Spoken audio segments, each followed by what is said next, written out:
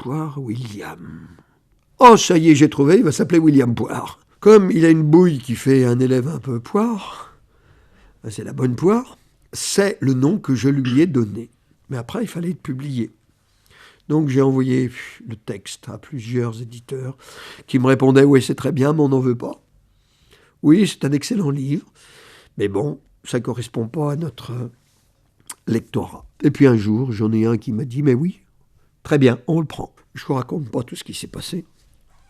C'est raconté dans le numéro 4. Et arrive la publication du livre. Et là, excusez-moi d'être un peu long, mais je vais vous raconter ce qui s'est passé. C'était à la rentrée, à septembre 2000. Moi, en prof consciencieux, j'avais fait ma pré-rentrée. Et le soir, je retourne chez moi, je regarde la télé. C'était le 20h de France 2. Il y avait le ministre de l'Éducation de l'époque, qui s'appelait Jack Lang, personnage dont tout le monde a entendu parler, interviewé par le présentateur de l'époque. Donc j'écoutais très distraitement. À ce moment-là, je reçois un coup de téléphone d'une personne que je ne connaissais pas. Et tout d'un coup, à la fin de l'interview, je vois le présentateur présenter mon livre, comme ça, en me disant « Monsieur le ministre, je vous présente le livre d'un de vos professeurs, il s'appelle Jean-Claude Lumet. Il a écrit un livre qui s'appelle « Les lettres de William Poire ». C'est un de vos élèves, je vous le donne, c'est plein d'humour. Voilà. » Moi, qui ne savais pas que mon livre allait être présenté, j'ai fait un bond.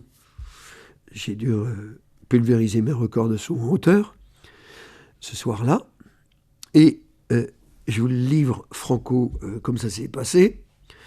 Au moment où je vois ça à la télé, je dis « Putain, mon bouquin à la télé ».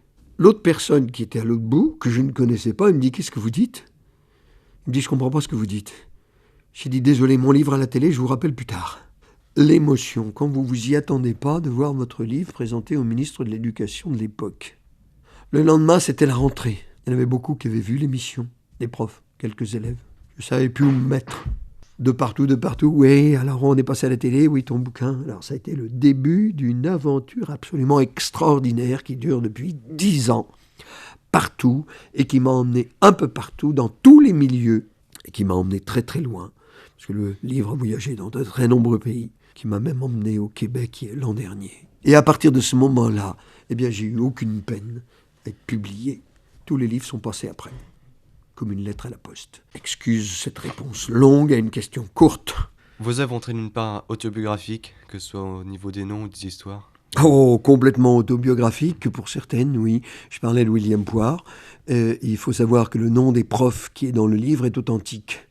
Ce sont le nom des profs de Saint-Gab à cette époque.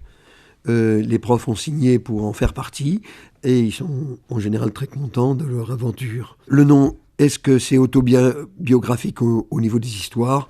Oui, ce sont des choses qui sont arrivées à des élèves ou ce sont des choses qui me sont arrivées.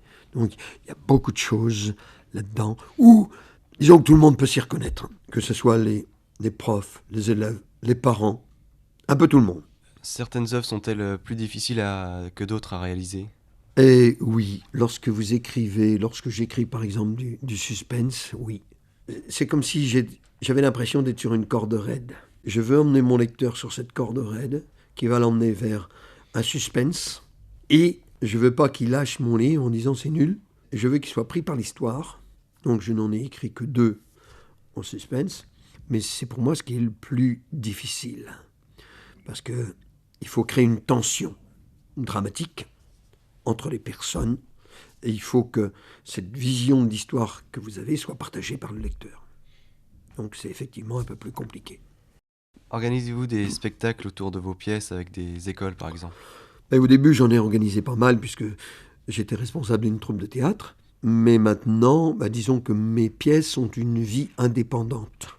Mais ça m'arrive quelquefois pour certains spectacles de donner des indications ou d'aller aider une troupe dans la mise en scène.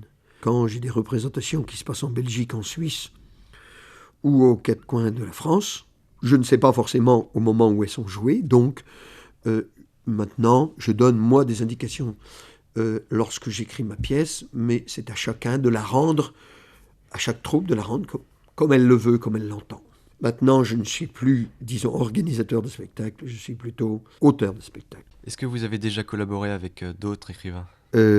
Jusqu'à présent, non. Il y en a qui m'ont demandé, je ne sais pas, une écriture à 2 ou à 4 mains, je ne sais pas si on peut avoir la même inspiration. C'est possible. J'accepte beaucoup de choses qui me sont dites par les lecteurs, par des gens, pour me dire « Tiens, il faudrait peut-être mettre quelque chose ». Oui, c'est vrai, je l'accepte. Mais pour l'écriture, non. Pour l'instant, l'écriture est vraiment quelque chose de personnel. Donc, c'est beaucoup plus difficile à faire partager à quelqu'un d'autre. Et on n'a pas forcément la même façon d'écrire. Est-ce que vous travaillez déjà sur de futurs projets? Des projets, j'en ai toujours beaucoup. Je travaille actuellement sur la réédition. Parce que ces livres-là qui sont parus dans une première réédition sont actuellement réédités dans un format. Il y en a 4. Les 2 autres sont en réédition, le numéro 2, le numéro 3. Ils ont été réédités dans d'autres éditions. Par exemple, pour les malvoyants. Alors ça, c'est une autre maison d'édition. C'est-à-dire en gros caractères. Et pour ceux qui n'ont pas la chance de voir bien, alors c'est aussi bien des jeunes que des adultes, ceux qui ont besoin, même avec des lunettes, d'avoir de très gros caractères. Donc j'ai mes 3 premiers livres de William Poire qui sont réédités pour les malvoyants. Par contre, je commence à collaborer avec des gens qui... il y a quelqu'un qui m'a demandé si je pouvais lui écrire ou coécrire un spectacle pour un one-man show. J'ai déjà mis ce personnage, il a été interprété en théâtre en one-man show. Mais là, j'ai commencé l'écriture d'un sketch. C'est humoristique aussi, ça s'appelle La réforme de la Sécu. C'est pas forcément la réforme de la Sécu qu'on attend. C'est une solution extrêmement originale, destinée à un humoriste pour un sketch qui va faire de 5-10 minutes. Que conseillez-vous aux jeunes qui voudraient aussi se lancer dans la littérature?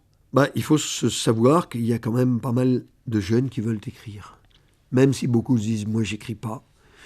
Le fait de savoir que j'écrivais m'a fait rencontrer des jeunes, parmi mes élèves d'abord, qui avaient le courage de venir me dire « Monsieur, j'ai écrit quelque chose, est-ce que vous voulez le lire ?» Parce que généralement, on n'est jamais pressé de donner son devoir à un prof pour qu'il le corrige.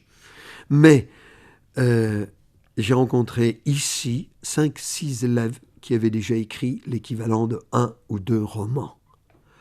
Et qui avaient 12 ans, 14 ans, 16 ans ou plus. Et des choses qui se tenaient extrêmement bien, qui avaient une facilité d'écriture, qui n'étaient pas forcément doués pour les études, mais qui avaient une grande facilité d'écrire. Certains même étaient en échec scolaire. Ils avaient des moyennes nulles, mais une faculté d'écrire absolument incroyable. Ils étaient bons qu'en écriture, le reste, ils négligeaient tout. Et ils se retrouvaient avec des moyennes de 4, 5, 6 sur 20, ou de 0 dans certaines matières. Donc, oui, ça m'arrive de donner des conseils. Et il n'y a pas longtemps, je me trouvais dans un lycée à La Roche, à répondre à une vingtaine de jeunes qui voulaient écrire, et qui me demandaient des conseils. J'ai dit, si vous avez envie d'écrire, écrivez. Surtout sur n'importe quoi, sur tout ce qui vous passe par la tête. Parce que c'est comme un entraînement, l'écriture. On a besoin de s'entraîner pour écrire, comme on a besoin, lorsqu'on court, lorsqu'on fait une discipline sportive, de s'entraîner. Donc c'est très bon l'entraînement. Est-ce que vous avez un message personnel à faire passer? Mon message personnel, je l'ai pratiquement donné tout de suite. C'est-à-dire, l'écriture, c'est un trait d'union. Lorsque vous écrivez un spectacle, c'est un trait d'union entre vous, la troupe de théâtre, et les spectateurs. Vous mettez l'univers que vous avez créé et vous le donnez à une troupe de théâtre qui va se charger de rendre de l'émotion, du rire, du suspense à des spectateurs.